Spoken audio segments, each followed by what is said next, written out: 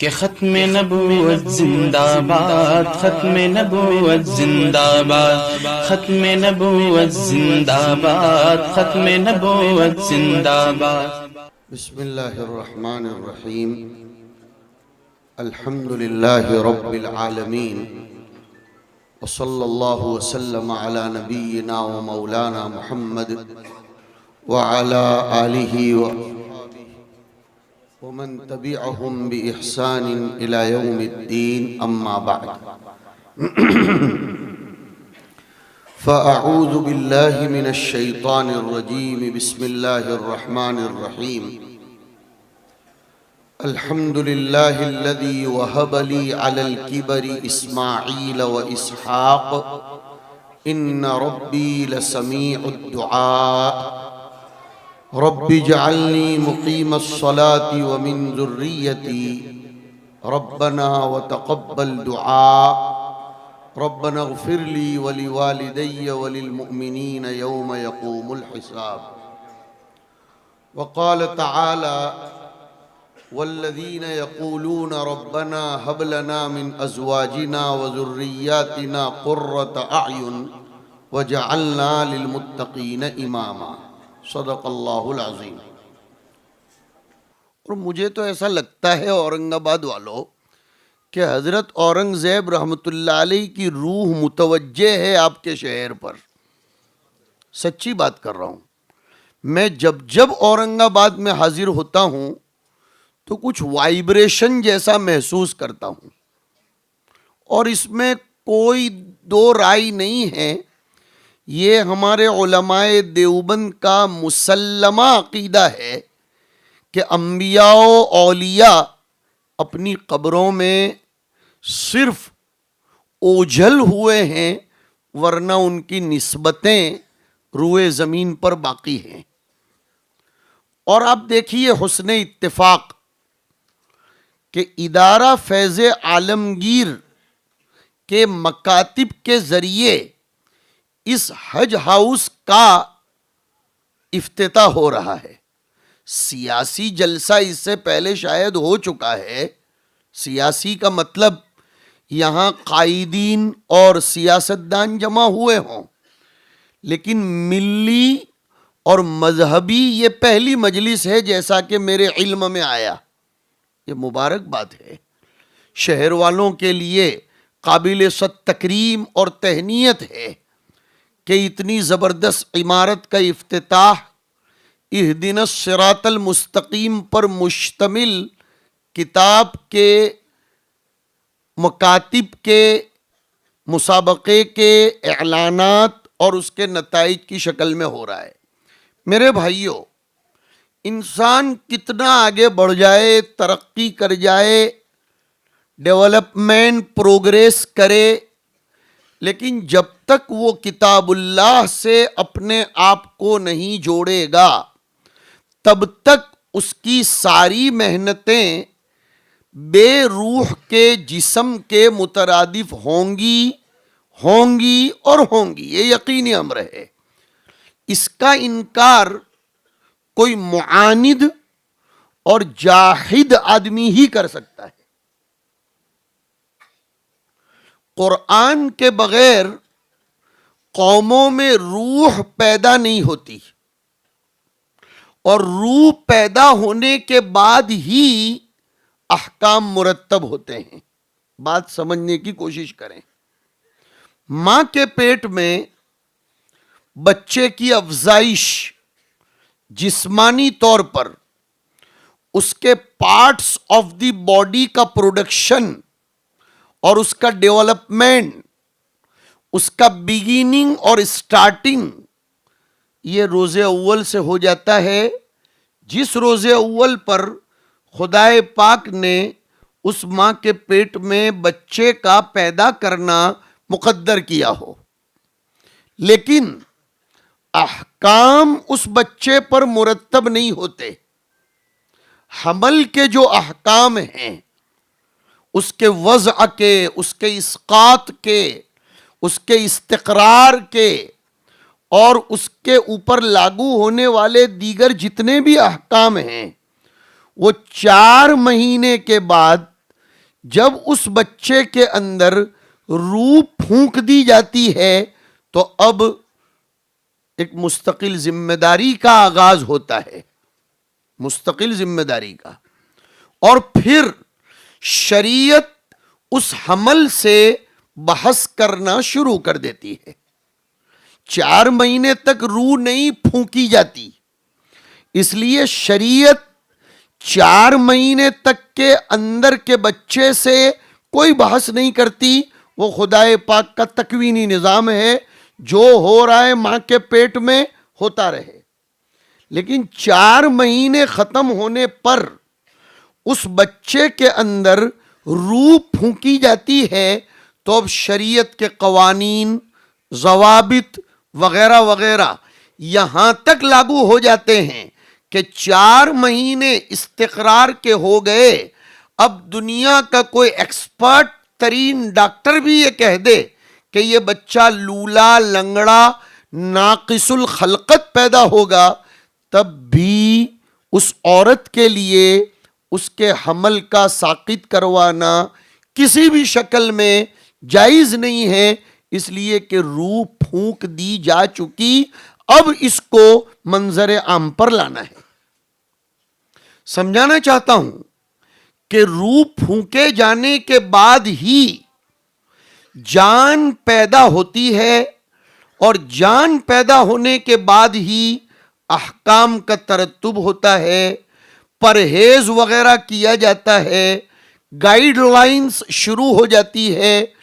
ویسے ہی یہ پوری دنیا جب تک اس میں قرآن کریم کی روح نہیں پھونکی جائے گی تب تک اس سے شریعت کو کوئی لینا دینا نہیں ہے، اور یہی مطلب ہے، علماء یہاں براجمان ہیں اس بات کا جس میں یہ فرمایا گیا کہ احکام شریعت کا مکلف مسلمان ہے، اس لیے کہ اس کی لائف میں روح ہے۔ فروع شریعت کے مخاطبین یہ مسلمان ہیں، اس لیے کہ ان کی زندگی میں روح ہے۔ قرآن جس قوم کی زندگی میں نہ ہو وہ بے جان قوم ہے۔ صاف ستھری بات ہے، یہ کوئی پولیٹیکلی بات نہیں ہے، یہ ایک دم فیکٹ بات ہے، اور یہ میں نہیں کہہ رہا ہوں۔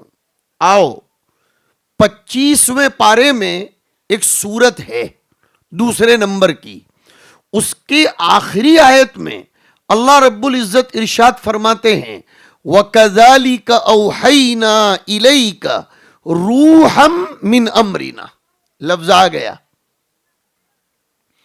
انسان کے بدن میں جو روح ڈالی جاتی ہے اس کے لیے نفخنا کا لفظ آیا، اور انسانیت کے اندر جو روح ڈالی جاتی ہے، میں نے لفظ بدل دیا، انسان کے انسان بن کر پیدا ہونے کے لیے جو روح پھونکی جاتی ہے اس میں فنفخنا کا لفظ آیا، لیکن انسانیت کی صفت سے متصف کرنے کے لیے جو عمل مبارک سر انجام دیا جاتا ہے اس کو اوحینا بولا جاتا ہے۔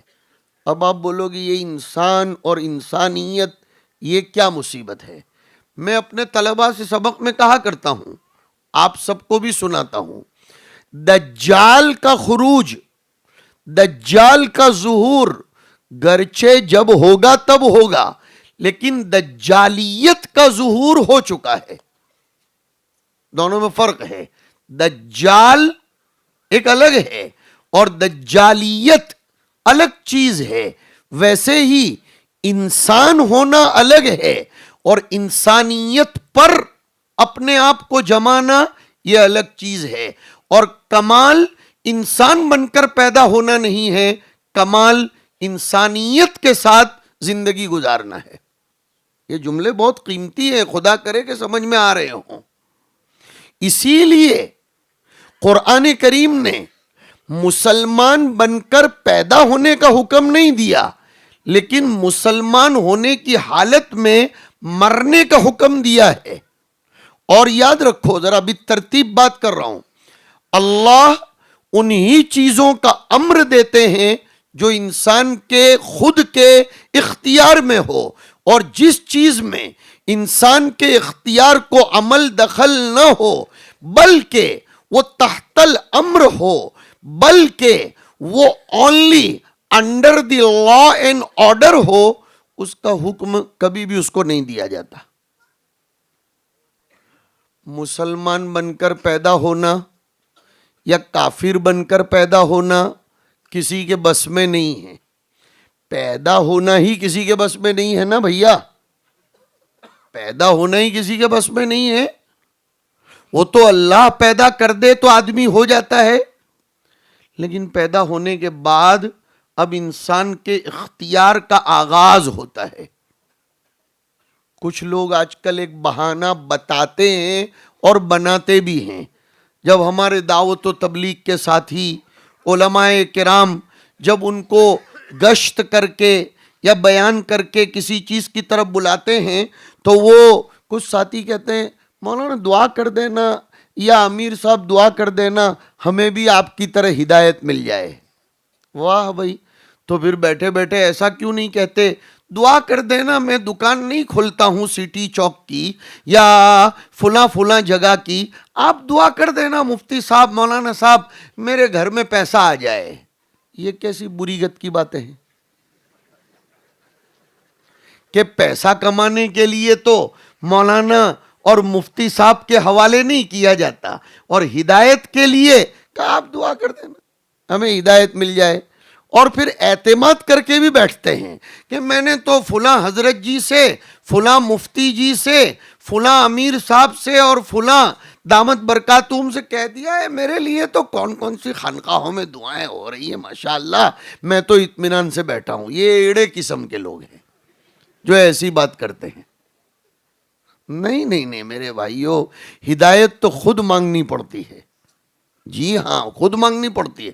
اسی لیے میں کہا کرتا ہوں جنازے کی نماز کے علاوہ، اور اس میں بھی بعض ائمہ کے یہاں تو بشمول نماز جنازہ کے کوئی نماز کی کوئی رکعت ایسی نہیں ہے جس میں سورہ فاتحہ نہ پڑھی جاتی ہو۔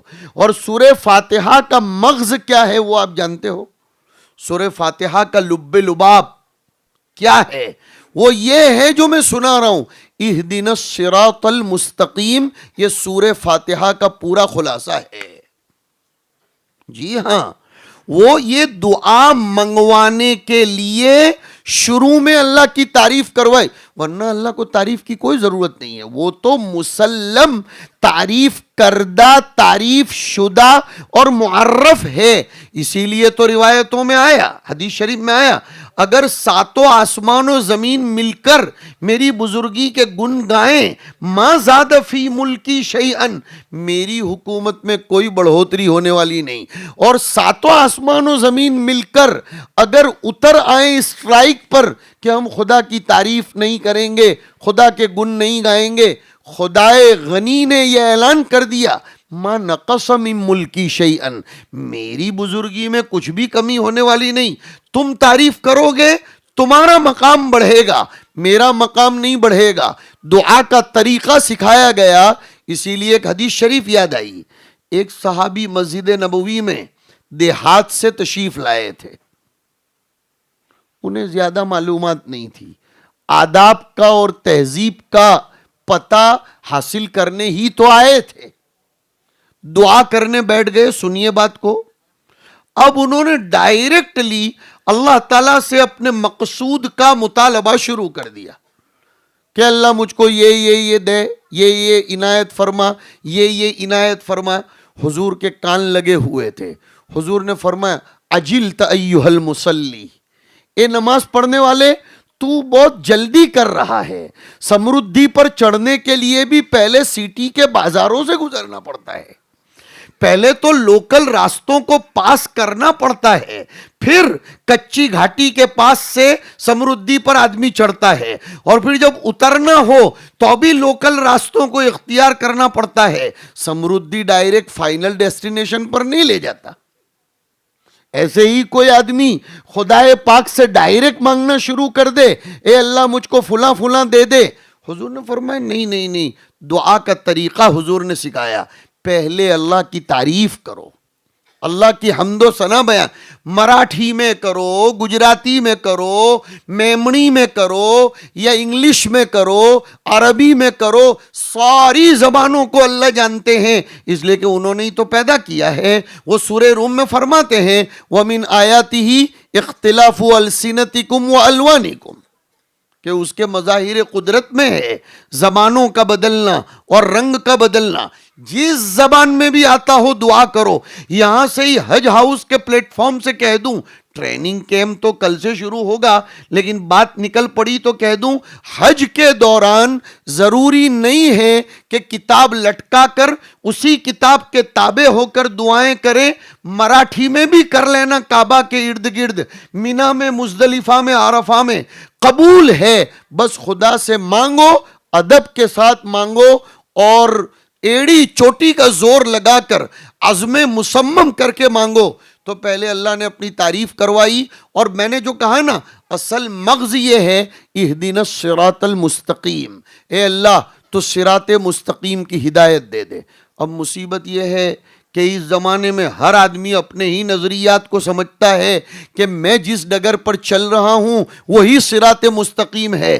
حق تعالی شانہ جانتے تھے، اس لیے انہوں نے خود اس کی وضاحت فرمائی، صراط مستقیم ان لوگوں کا راستہ ہے جن پر تیرا انعام ہوا، اور انعام ہی کافی نہیں بلکہ جن پر تیرا غضب نہ ہوا ہو اور جو راستہ نہ بھٹک گئے ہوں۔ اس لیے کہ انعام محض یہ تو یہود پر بھی ہوا ہے، اذکروا نعمتی اللتی انعمت علیکم۔ عجیب عجیب عجیب بات کر رہا ہوں میں آپ کو، اگر سمجھ میں آ جائے تو قرآن کریم کو چومنے اور اس کو سینے سے لگانے کو طبیعت کرے گی کہ اگر صرف قرآن نے اتنا کہا ہوتا کہ صراط مستقیم ان لوگوں کا راستہ ہے جس پر تیرا انعام ہوا، تو یہود کہتے کہ انعام تو اللہ کا ہم پر بھی ہوا ہے، اور قرآن خود کہہ رہا ہے کہ اذکروا نعمتی اللتی انعمت علیکم وانی فضلتکم علی العالمین۔ تو اگر انعمت علیہم پر آ کر قرآن اپنی بات کو اٹکا دیتا تو یہود بے بہبود اپنے منعم علیہم ہونے کے اور اپنے طور و طریق اور اپنے کلچر و ثقافت کو صراط مستقیم بتاتے۔ اس لیے خدائے بزرگ و برتر نے اس کے بعد غیر المغضوب علیہم کہہ کر یہود کو خارج کر دیا کہ تم انعمت علیہم تو تھے، لیکن تم پر ہمارا غضب بھی تو اترا ہے، تم پر ہمارا غصہ بھی اترا ہے۔ انعام کسی کو دیا جائے اور استاذ ناراض بھی ہو تو وہ کوئی مطلب نہیں۔ میں اگر اپنے کسی شاگرد کو 5 کروڑ کا انعام دے دوں لیکن اس کی طرف دیکھوں بھی نہیں، اس سے ناراض ہوں، تو مارو گولی اس کو۔ ہارون رشید ایک مرتبہ اپنے بارگاہ میں بیٹھے ہوئے تھے، ان کی ایک باندی پیچھے تھی اور وہ پنکھا جھل رہی تھی۔ اردو میں پنکھا ڈالنا نہیں کہتے، پنکھا جھلنا کہتے ہیں۔ وہ پنکھا جھل رہی، ہارون رشید موڈ میں تھے، بڑے لوگ تو کبھی کبھی موڈ میں آ جاتے ہیں، تو انہوں نے درگاہ والوں سے، بارگاہ والوں سے اور جتنے لوگ سامنے بیٹھے تھے سب سے کہا آج تو میں بہت موڈ میں ہوں، مانگو جس کو جو مانگنا ہو۔ کوئی کیا مانگ رہا تھا، کوئی کیا مانگ رہا تھا، کوئی کیا مانگ رہا تھا۔ اب ہارون رشید نے پیچھے مڑ کر دیکھا، باندی تم بھی تو کچھ مانگو۔ کہا بادشاہ سلامت مجھے کچھ نہیں چاہیے، مجھے تو آپ چاہیے۔ تو اب سب لوگ اس کی طرف آنکھیں پھاڑ کر دیکھنے لگے کہ آج تو مانگنے کا دن ہے، مانگ لینا چاہیے۔ بادشاہ سلامت نے کہا یہ ہے عقل مند باندی، اس لیے کہ جس نے جو مانگا وہ لیمیٹڈ لے کر چلا جائے گا، اور اس نے تو مجھے مانگا لہذا یہ سب کچھ اسی کا تو ہے۔ حسن بصری لکھتے ہیں خدا سے نہ جنت مانگو نہ جہنم کی، جہنم سے اللہ کی پناہ طلب کرو، خدا سے خود خدا مانگو، خدا سے خود خدا مانگو، خدا مل گیا، سب کچھ ملنا یقینی ہے۔ اور یہی بات ابن ماجہ شریف کی روایت میں فرمائی گئی کہ جب جنتی اپنے اپنے فلیٹس میں اور اپنے اپنے رومز میں جگہ لے لیں گے، سب کچھ مل جائے گا، حور عین بھی مل جائے گی اور سب کچھ ملے گا۔ اب اللہ تعالیٰ فرمائیں گے اور کچھ چاہیے؟ جنتی کہے گا سب کچھ تو مل گیا، اللہ آپ کس کی ضرورت؟ تو اللہ فرمائیں گے احل علیکم رضوانی فلا اسخط بعدہ ابدا، کہ تم کیسے لوگ ہو، تمہیں جو مانگنا چاہیے وہ تو مانگتے نہیں، آج میں نے تم کو جنت دے دی، لیکن اگر میں تم سے ناراض ہو جاؤں اور تم کو آئندہ کل نکال دوں تو تم کیا کرو گے؟ لو اب میرا اعلان ہے، میں تمہارے اوپر اپنی رضامندی نازل کرتا ہوں اور آج اعلان کرتا ہوں اب میں تم سے کبھی بھی ناراض نہیں ہوں گا۔ یہ ہے صراط مستقیم۔ اب خدا کو راضی کیسے کیا جائے؟ خدا کو راضی کیسے کیا جائے؟ ہماری بات اصل تو یہ چل رہی ہے، صراط مستقیم یہ اسی راستے کو کہتے ہیں کہ ان لوگوں کا راستہ جن پر خدا پاک کا انعام ہوا، خدا کے غضب سے وہ بچے، جس کا دوسرا مطلب یہ ہے کہ خدا کی رضامندی انہیں حاصل ہوئی۔ خدا کی رضامندی حاصل کرنے کے لیے نبی کی سنتوں کی پیروی کرنا لابدی اور یقینی اور فیکٹ امر ہے، اس کے بغیر خدا کبھی بھی راضی نہیں ہوتے۔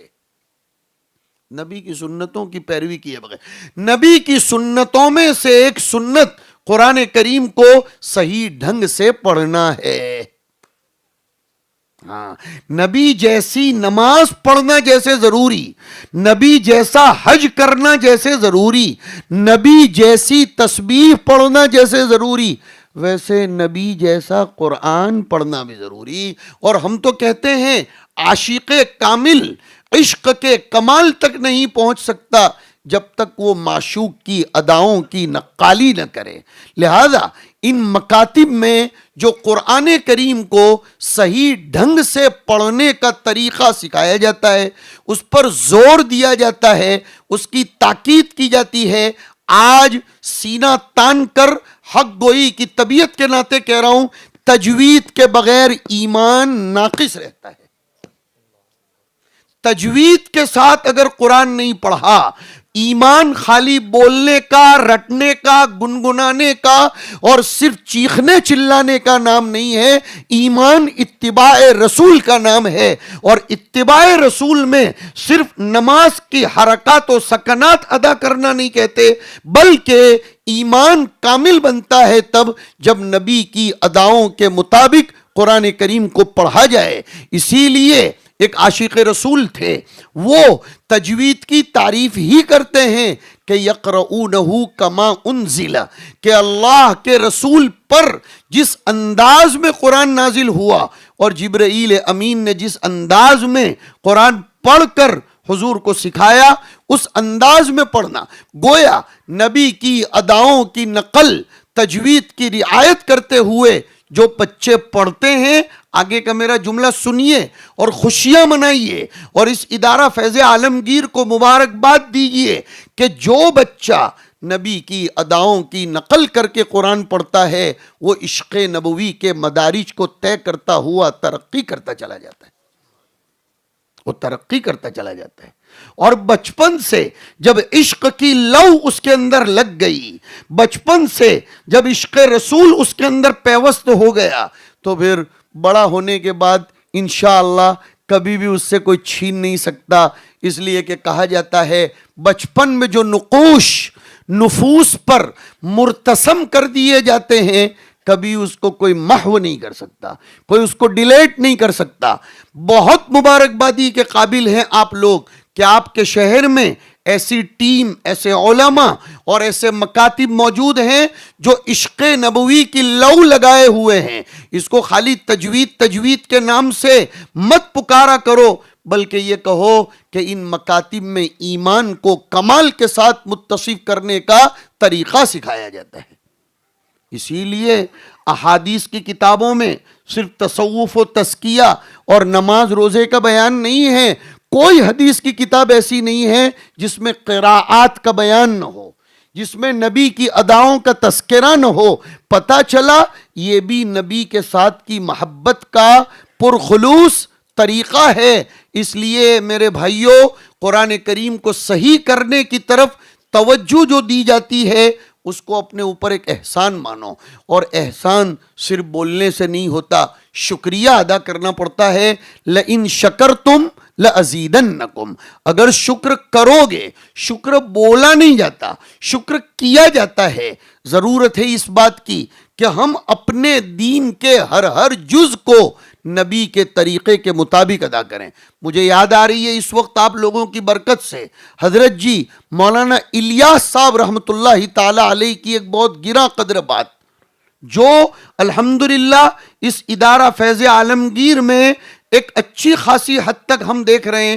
حضرت نے فرمایا کوئی مشن، مولانا الیاس صاحب فرماتے ہیں، کوئی مشن، کوئی تحریک، کوئی فکر، کوئی تنظیم، کوئی ادارہ ترقی نہیں کر سکتا ہے جب تک اس میں 3 چیزیں نہ ہوں. نمبر 1 اخلاص، نمبر 2 اتحاد فکر، سمجھاتا ہوں، نمبر 3 نہج صحیح. اخلاص کو تو ہم سنتے ہی رہتے ہیں. اتحاد فکر کا مطلب یہ ہے میرے بھائیوں، یہاں جتنے بھی لوگ بیٹھے ہیں، بالخصوص جتنے علماء بیٹھے ہیں، دعوت و تبلیغ کے ساتھی بیٹھے ہیں، دین کے رہبر جو بیٹھے ہیں، دین کے فکر مند جتنے لوگ بیٹھے ہیں، سب کی فکر ایک ہونی چاہیے. وہ یہ کہ پوری دنیا میرے آقا کے طریقوں پر آ جائے، پوری دنیا میرے آقا کے طریقوں پر آ جائے. ہم کسی کو زبردستی مسلمان بنانے کے قابل نہیں. زبردستی تو اس بات پر کی جاتی ہے جس بات میں کوئی ڈاؤٹ ہو، زبردستی تو اس بات میں کی جاتی ہے جس میں کوئی عیب پائے جانے کا خطرہ ہو. نبی کے طریقے میں آج تک کسی نے کوئی انگلی اٹھائی ہو تو بتاؤ.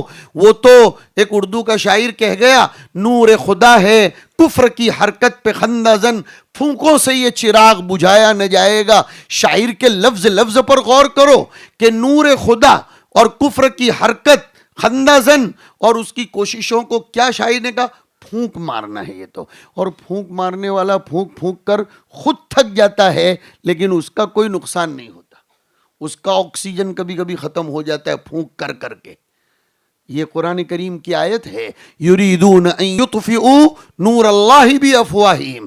تو ہم یہ عرض کر رہے تھے سب کی فکر ایک ہو تو انشاءاللہ اورنگ آباد میں ایک نظام قائم ہوگا کہ ہر مسجد میں شاندار اذانیں کہی جائیں گی.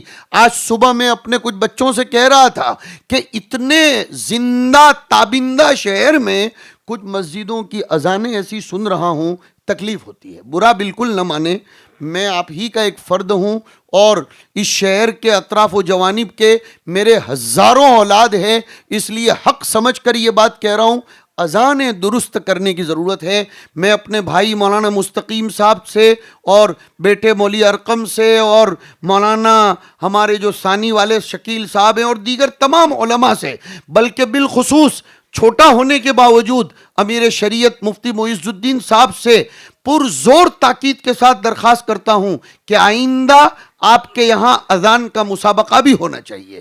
اس لیے کہ اذان کو کیا سمجھ رکھتا ہے؟ اذان شعار اسلام ہے میرے بھائیوں، یہ سمبول آف اسلام ہے. اور میں ایک لفظ کہا کرتا ہوں، اذان جتنی درست ہوگی وہ علاقہ شیاطین کے اثر سے اتنا محفوظ رہے گا. لیکن ہماری اذانیں تو ایسی ہے، معاف کرنا، ہنسنا بالکل نہیں جو آگے میں کہہ رہا ہوں ورنہ وہ مذاق بن جائے گا. بالکل مت ہنسنا، لیکن آگے کا جملہ سننا. ہماری اذانیں تو ایسی ہیں کہ بھاگا ہوا شیطان بھی واپس آ جائے. ہمیں تو اذانیں ایسی دینی ہیں کہ شیاطین بھاگ جائیں، اور جب شیاطین بھاگیں گے تو کون آئے گا؟ چلو ماشاءاللہ، دیکھو کتنے اچھے لوگ ہیں، کتنا شاندار جواب دیا. شیاطین بھاگیں گے تو فرشتے آئیں گے، اور فرشتے آئیں گے تو نورانیت برسے گی، روحانیت پیدا ہوگی، زندگی پیدا ہوگی، روح پھونکی جائے گی. لیکن وہ اذان بھی تو ہو، وہ اذان بھی تو ہو. مصیبت یہ ہے ہندوستان میں مؤذن ہونے کو عیب کی نگاہ سے دیکھا جاتا ہے، اور اس کی وجہ کیا ہے کہ مؤذن اور مسجد کی صفائی، یہ دونوں کاموں کو جو ہم نے لازم ملزوم کر رکھا ہے. صرف اورنگ آباد کی بات نہیں کر رہا ہوں، آل اوور دی انڈیا کا یہ حال ہے، آل اوور دی انڈیا کا، کہ جو اذان دے وہ صفائی کرے، اور جو صفائی کرے اسی نے ستیہ ناس کیا ہے. اس لیے میرے بھائیوں اور یہاں جتنے لوگ بیٹھے ہیں، اور پھر یہ آواز جہاں تک جائے گی، اورنگ آباد زندہ شہر ہے. میں یہاں کے ارباب اموال سے کہتا ہوں ایک ایک سیٹ تیار ہو جائے اور صرف اپنی مسجد کے امام کو اذان کی ذمہ داری ایکسٹرا دے کر 3,000 روپے کی تنخواہ کا اضافہ کر دے. بہت آسان ہے، تنخواہ اس کی 3,000 روپے زیادہ دے، اور اذان امام کا بھی کام ہو جائے گا۔ اور ائمہ لوگ بالکل برا نہ مانے، جب امام کو اذان کی ذمہ داری دے دیں گے تو پھر اماموں سے وہ شکایت بھی ختم ہو جائے گی کہ وہ 2 منٹ لیٹ آتے ہیں یا ٹریفک سگنل پر رک گئے تھے، جب ذمہ داری ہی ان کو اذان کی دے دی جائے گی، اذانیں صحیح ہونے لگیں گی۔ امام کی تنخواہ میں اب جہاں تک صفائی کا مسئلہ ہے وہ کسی اور سے لے لیجئے، یہاں بھی تجوید کی رعایت ضروری ہے۔ مجھے امید ہے کہ بھائی مولانا مستقیم اس بات پر ابھی ہی میں ان سے وعدہ لے لینا چاہتا ہوں، آئندہ اس کا مشن بھی چلائیں گے انشاءاللہ تعالی۔ اذان یہ اسلام کا شعار ہے میرے بھائیوں، شاندار اذانیں دیجئے، اور جو ہمارے بھائی اذان دینا چاہتے ہیں وہ اچھے اچھے لوگوں کے پاس جا کر اذان سیکھیں، وہ سیکھیں۔ فرشتے آئیں گے، رزق میں برکت ہوگی، فرشتے آئیں گے، جھگڑے ختم ہوں گے۔ ایک آیت پیش کرتا ہوں، وَقُلْ لِعِبَادِي يَقُولُ الَّتِي هِيَ أَحْسَنُ ان الشیطان ینزغ بینہم۔ ایک صاحب معرفت نے لکھا اور بہت پتے کی بات لکھی، جس گاؤں میں اذانیں ٹھیک نہیں ہوتی اس گاؤں کے گھروں میں جھگڑے بھی بہت زیادہ ہوتے ہیں، اس لیے کہ شیاطین پھیل جاتے ہیں، اور شیاطین کا کام تو جھگڑے ہی دلانا ہے۔ اور فرشتے آنے کے بعد شیاطین کے باپ کی طاقت نہیں ہے کہ وہ وہاں کھڑے رہیں۔ غزوہ بدر میں یہی تو ہوا تھا کہ شیطان ہاتھ میں عصا لے کر جھوٹے جھوٹے وعدے کر کے آ گیا تھا، میں تم کو بچا لوں گا اور میں تمہارے وجود کی حفاظت کروں گا اور میں یہ کروں گا وہ کروں گا، لیکن جہاں حضرت جبرائیل تشریف لائے اپنی پوری ٹیم کے ساتھ، فلما تراءت الفئتان، جب دونوں جماعتیں آمنے سامنے ہوئیں، نکص علی عقبیہ، یہ نقص نہیں ہے، نکص علی عقبیہ، یہاں بھی تجوید ضروری ہے، وہ اپنی ایڑیوں کے بل واپس ہو گیا۔ کون؟ وہ ابلیس، اور وہ ابلیس تھا ابو الشیاطین، شیطانوں کا باپ، اور اس نے کیا کہا؟ انی ارا ما لا ترون، مجھے وہ فرشتوں کی ٹیم نظر آ رہی ہے جو تمہیں نظر نہیں آتی، اس لیے میری تو کھٹیا کھڑی ہو جائے گی اگر میں یہاں رہوں گا۔ کام ایسے کرو کہ جس سے فرشتے ہم کو چاروں طرف سے گھیر لیں۔ ہم کہنے جا رہے تھے اتحاد فکر سب کے اندر ہونی چاہیے، جو بھی فکر نبوی کو جس انداز میں لے کر چلتا ہو، میرے ایک ایک لفظ کو تول تول کر سنو، جو بھی شخص چاہے مدرسے والے ہوں، دعوت والے ہوں، خانقاہ والے ہوں، رفاہ عام کا کام کرنے والے ہوں، چاہے مسلمانوں کی خدمت عامہ کا حق ادا کرنے والے ہوں، تجارت کے ذریعے قوم کی خدمت کرنے والے ہوں، جو بھی فکر نبوی کو نہج نبوی کے مطابق لے کر چلنے والا ہوگا، ہم اس کو گلے سے لگائیں گے اور اس کی فکر کو مستحکم کرنے کی مکمل کوشش کریں گے، تو انشاءاللہ پھر ہمارے کام میں مضبوطی پیدا ہوگی۔ اور تیسری چیز جو میں نے بتلائی مولانا الیاس صاحب کے حوالے سے، نہج صحیح، کام صحیح ڈھنگ سے ہونا چاہیے۔ قرآن کریم کی تلاوت تو ہم کرتے ہیں لیکن اس کا ڈھنگ ہمیں صحیح طریقے پر ہونا چاہیے۔ الذین آتیناہم الکتاب یتلونہ حق تلاوتہ، تو فرمایا گیا اولئک یؤمنون بہ۔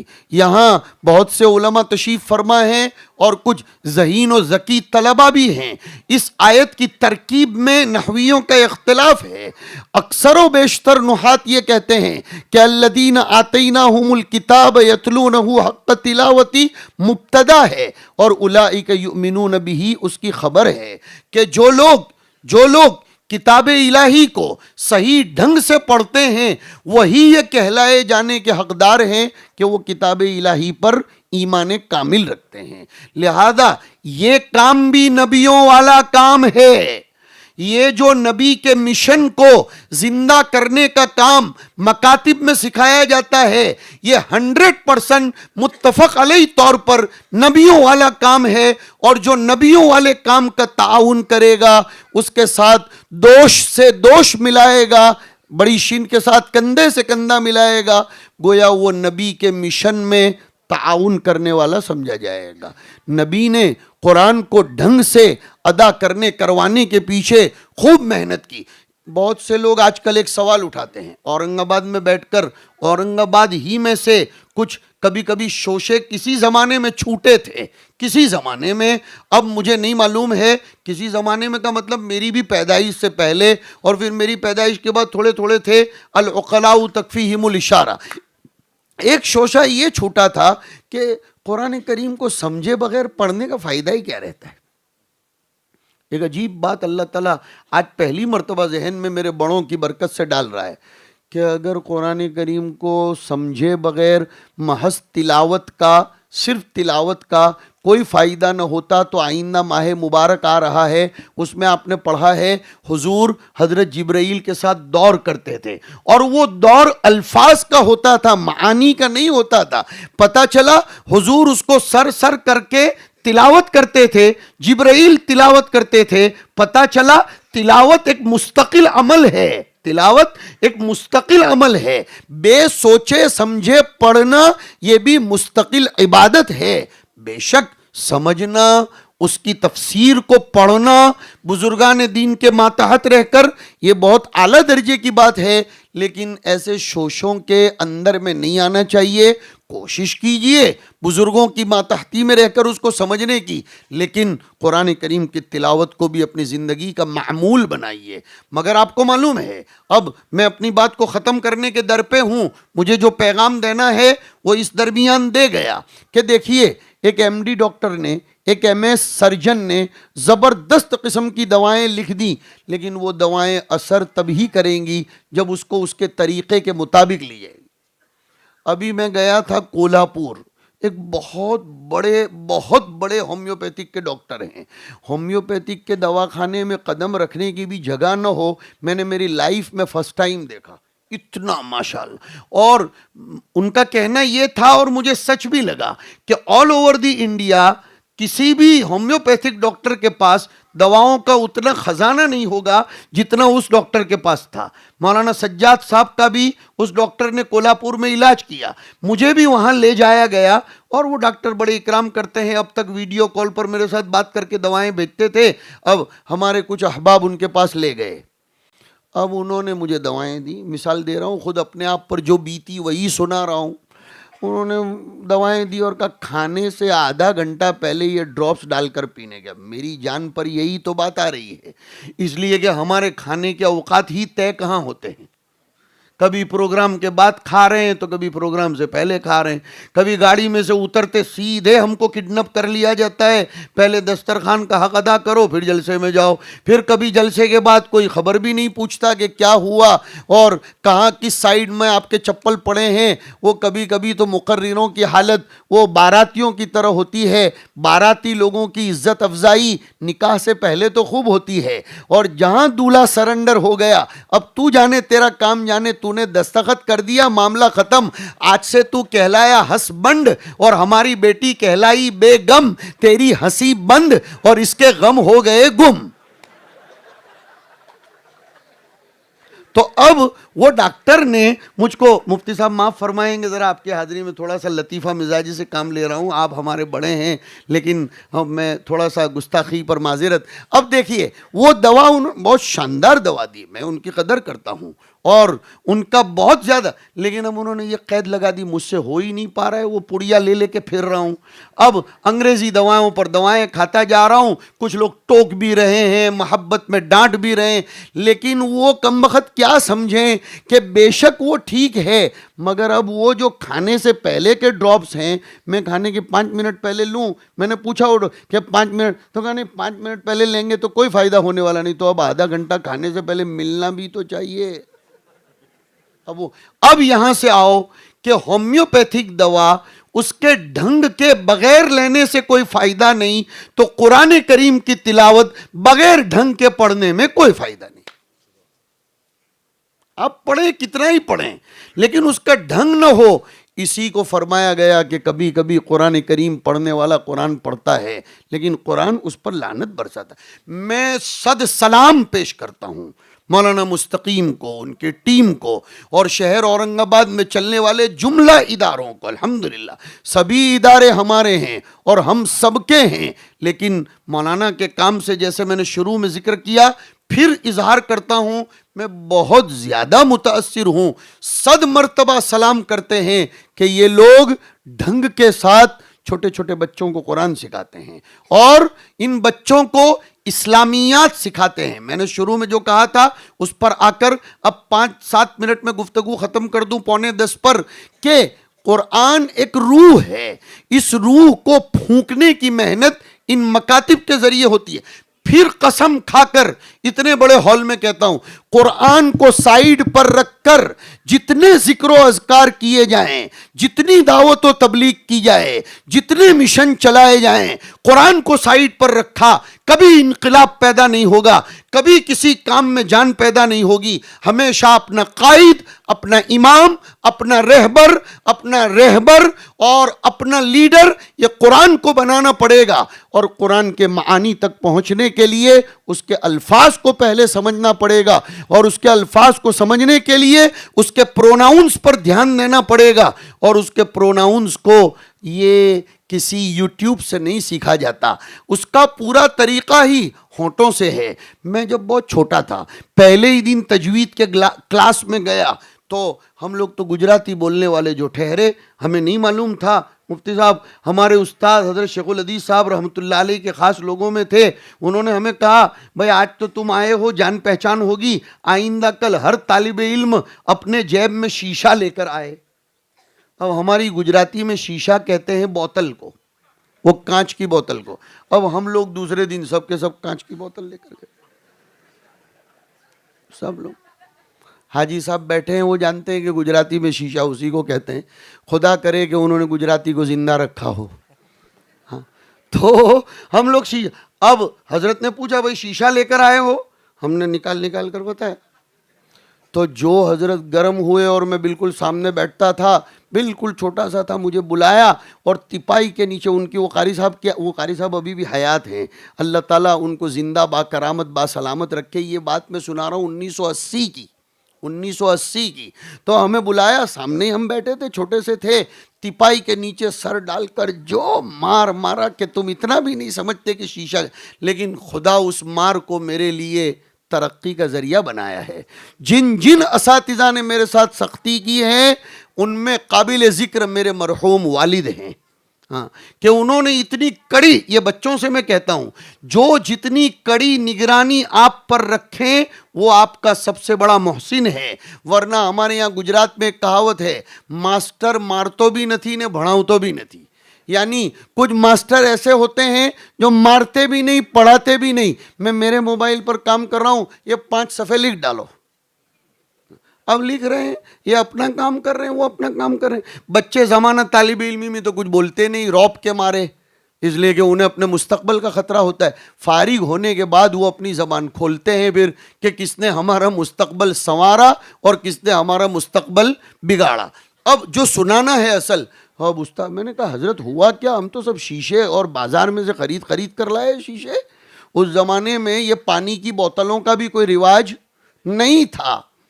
تو کہا نہیں کمبختو، ہم نے تم کو آئینہ لے کر آنے کا کہا تھا۔ تو ہم نے ہنستے ہنستے حضرت سے پوچھا، حضرت یہ تو درسگاہ ہے، اس میں آئینے کی کیا ضرورت؟ یہاں چہرہ سنوارا تھوڑا جاتا ہے۔ کہا اس فن کا پورا دار و مدار نقل پر ہے، اس میں ہونٹ کہاں سے کہاں ملتا ہے، کہاں یوں کھینچا جاتا ہے، کہاں یوں کھولا جاتا ہے، الضم والانفتاح والفتح، کون سا دانت کہاں لگتا ہے، کون سی زبان کہاں لگتی ہے۔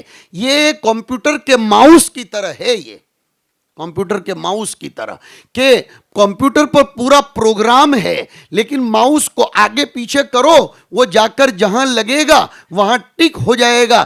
ایسے اللہ نے زبان اور دانت اور ساتھ میں یہ ناک اور یہ ہوا ایسی بنائی کہ یہ سب کی ملی جلی کیفیتوں کے بعد ادائے رسول سر انجام پاتی ہے، اور نبی کو اس قرآن سے بڑی خوشی ہوتی ہے۔ نبی ایسا قرآن سننا پسند فرماتے تھے۔ نبی کبھی کبھی فرماتے تھے عبداللہ ابن مسعود قرآن سناؤ، تو عبداللہ ابن مسعود نے فرمایا حضور آپ پر تو نازل ہوا۔ کہا نہیں، اللہ پسند فرماتے ہیں کہ قرآن کو ایسے پڑھا جائے جیسے نازل کیا گیا۔ یہ ہے تجوید میرے بھائیوں۔ اور پھر مکتب میں اسلامیات سکھائے جاتے ہیں، ماں باپ کے حقوق بتائے جاتے ہیں، اچھا ہندوستانی کیسے بنا جائے، ملک کی خدمت کیسے کی جائے، ملک کو وکاس کے پنتھ پر کیسے لایا جائے، اور جو لوگ جس انداز سے ملک کے صحیح معنی میں وکاس کی محنت کرتے ہیں ان کا شکریہ اور ان کا دھنیواد کیسے کیا جائے، احسان شناسی، قدر افزائی، یہ سب ہمارے ان مکاتب میں سکھایا جاتا ہے۔ لہذا ان مکاتب کی قدر کرو۔ میں سچی بات کرتا ہوں، سٹی کے علاقوں میں اتنے منظم مکاتب شاید ہندوستان میں اورنگ آباد میں پائے جاتے ہوں۔ دیہاتوں میں تو ہیں، گجرات کے دیہاتوں میں مکاتب کا نظام منظم، لیکن شہروں میں نہیں ہے۔ جو بات سچی، ہم متعصب گجراتی نہیں ہیں اور تعصب کو ہم برداشت بھی نہیں کرتے، نہ پسند کرتے ہیں، نہ خود تعصب برتتے ہیں۔ میں خود شہر کا رہنے والا ہوں، شہر بڑودہ کا۔ احمد آباد بہت بڑا شہر، لیکن مکاتب کا نظام اتنا مستحکم نہیں جتنا مستحکم آپ کے شہر میں ہے۔ اس کی قدر کرو، اس کی قدر کرو، اس کا تعاون کرو۔ جتنا قرآن زندہ رہے گا ہم اتنے ہی زندہ رہیں گے۔ ہاں، قرآن کو زندہ رکھو گے تو ہم زندہ رہیں گے۔ قرآن ختم کا مطلب وہ تو کوئی دوسری قوم اختیار کر لے گی تو پھر ہمارا بھی خاتمہ ہوگا۔ اخیر میں پھر مبارکباد پیش کرتا ہوں، میرے ان سب بچوں بچیوں کو بھی ہاردک شبھ کامنائیں اور آشیرواد دیتا ہوں، اور ان کے اجوڑ بھوشیہ کی نیک کامنائیں پیش کرتا ہوں جو آج کے مسابقے میں الحمدللہ کامیاب ہوئے، اور جنہوں نے حصہ لیا ان سب کو بھی ان کے پرگتی شیل ہونے پر بدھائی دیتا ہوں، اور ان کے بھوشیہ کے لیے اللہ سے پرارتھنا کرتا ہوں کہ آلمائٹی اللہ ان کے بھوشیہ کو اور زیادہ پرگتی شیل بنائے، ترقی دے، اور ان اساتذہ اور اس پوری ٹیم کی کوششوں میں اللہ خوب برکت نصیب فرمائے۔ اللہم زد فزد، سب مل کر ایک ساتھ بول لو ماشاء اللہ، تاکہ ان لوگوں کو نظر نہ لگ جائے، اور بولو ماشاء اللہ، اور بولیے ماشاء اللہ، اور اب آمین کہنا۔ اللہم زد فزد، اللہم زد فزد، اللہم زد فزد، وآخر دعوانا ان الحمدللہ رب العالمین، وصلی اللہ وسلم علی نبینا و مولانا محمد وعلی آلہ و اصحابہ اجمعین۔ G S herbal wholesale ayurvedic ادویات کا قابل اعتماد مرکز۔ تجارت کے خواہش مند حضرات کو ہم مکمل ٹریننگ دیتے ہیں۔ ہمارے ساتھ تجارت کر کے بھرپور پیسہ کمائیں۔ علماء کرام، حفاظ، ڈاکٹرز اور میڈیکل والوں کے لیے خصوصی رعایت۔ تفصیلات کے لیے ابھی رابطہ کریں۔